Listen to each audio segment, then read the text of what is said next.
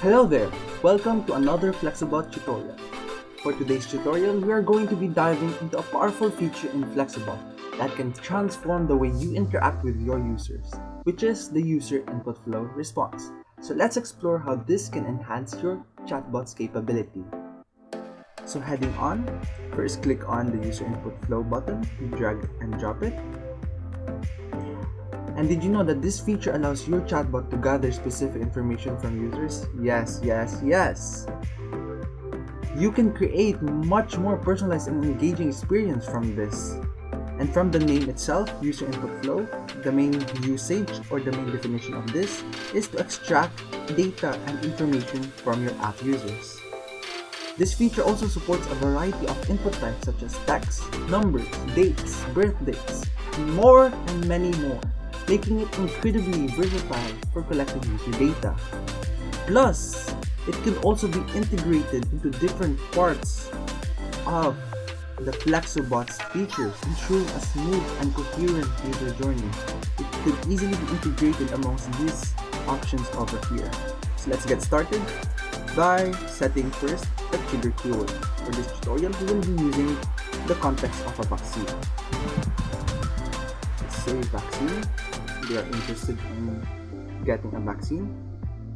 Okay, let's say vaccine user input flow template test. That is for the title. Click done. And now we shall connect them together. Once you click on user input flow, there's two types you could create user input flow, either with the main user input flow settings over here, or directly from the visual flow. Okay, for this tutorial, we will be creating using directly. We'll name it vaccine user input flow. Okay. When you click done, it will automatically produce a new question. Okay, once you click on the new question, you'll be given the two options whether to create using a free keyboard input or multiple choice. So let's first choose the free keyboard input. Okay, as you can see, the reply type could either be a text. First of all, the reply type is the reply type you expect your users to type. Okay, so their reply could either be a text, an email, phone number, or a number or URL, a file, an image, video, date, time, and date time. Okay, so let's test them all just for test purposes. So let's say, what is your name? This is for the text. You expect a text reply from them. And then for save to custom field, usually this is used when you are conducting or using a conditional reply, because you will be needing it for the custom field over here to be able to copy and paste it, but we will be discussing this on the next video. Okay, so let's click free keyboard input for now. Let's say, what is your name? What's your name? Okay, we expect a reply text from them. Okay, no need for this one for now. No need for this one for now. You could assign a label to be more organized or add a new one. Assign it to a messenger sequence. You could also assign to an email phone sequence, or you could also create a skip button text if they are not comfortable with sharing this information.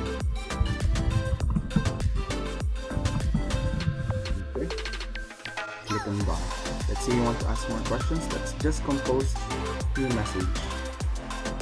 Let's say now we want the email. Please input email.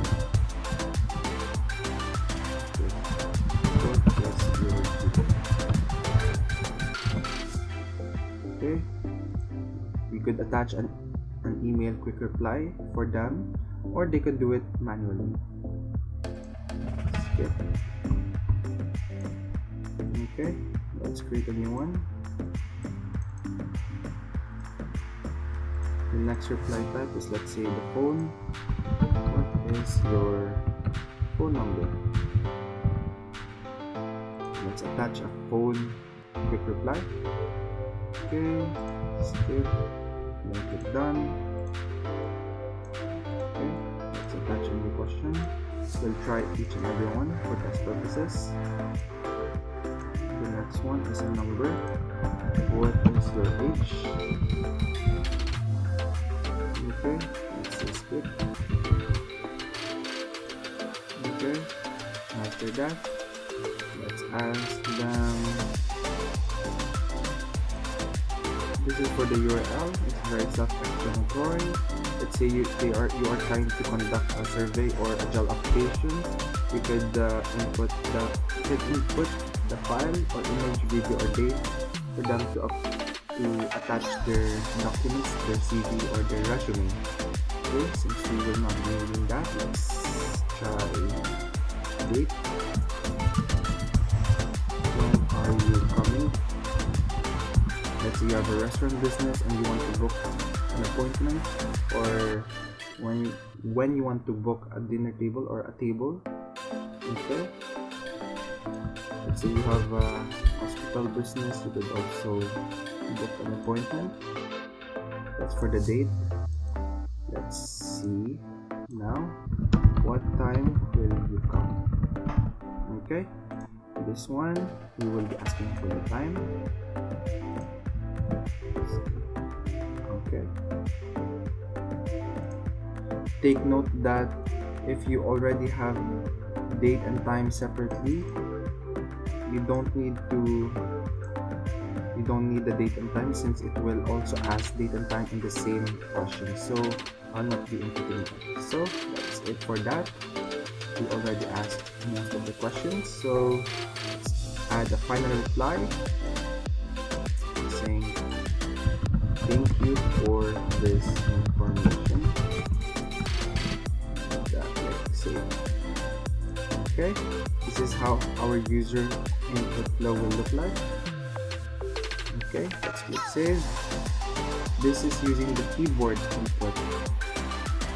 This is using the free keyboard input. The next output, we will be choosing the multiple choice. Click save.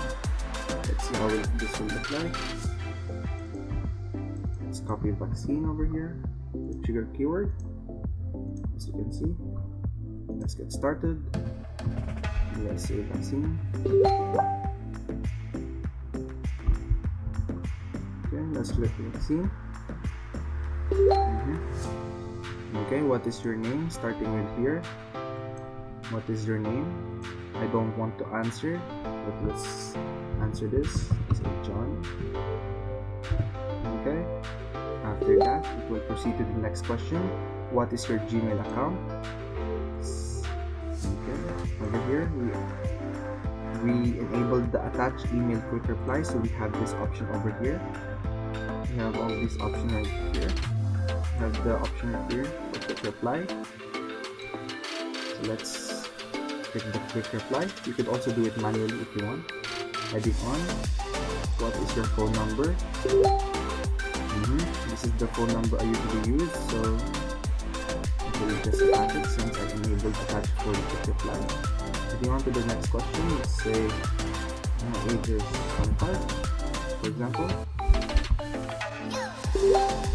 Okay, so heading on to the next one, let's say when are you coming? Select date. You can input the date you will be proceeding or be coming. Let's say 22. Submit. Okay, success. You will be receiving that in your subscriber manager. The data over there.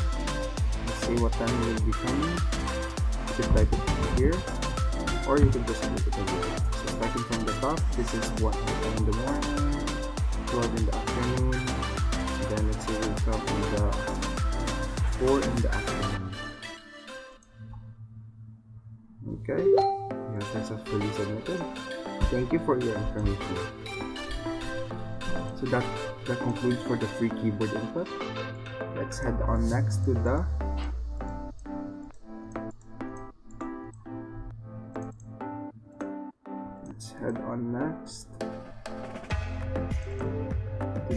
multiple choice. For the multiple choice, it's very self-explanatory. Let's say you're asking a question like, are you sick? Since you are getting a vaccine, yes, no. Okay, you could add more as you wish, but for now we only need 2 options, and I expect a text reply from the user, so we will not enable the skip since this is mandatory. Let's click that. Let's say another one. Let's say, are you ages above? Okay. Let's say, are you above? I can say this one. Yes. Okay.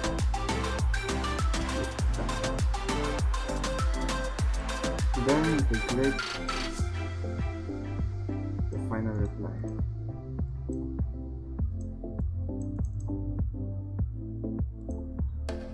That, let's say final reply. Thank you for your information. It's very self-explanatory for the multiple choice. Just options. Click save. Let's try now.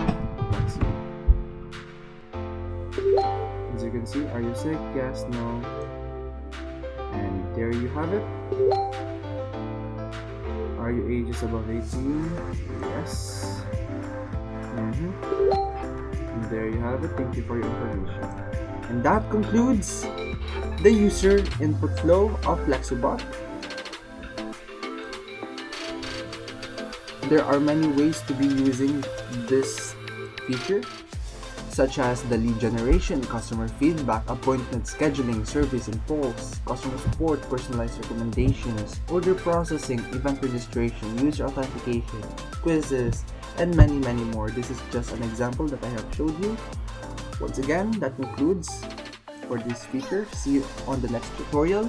And once again, with FlexuBot, your business potential is always limitless. So keep dreaming big and keep exploring FlexuBot. See you on the next tutorial.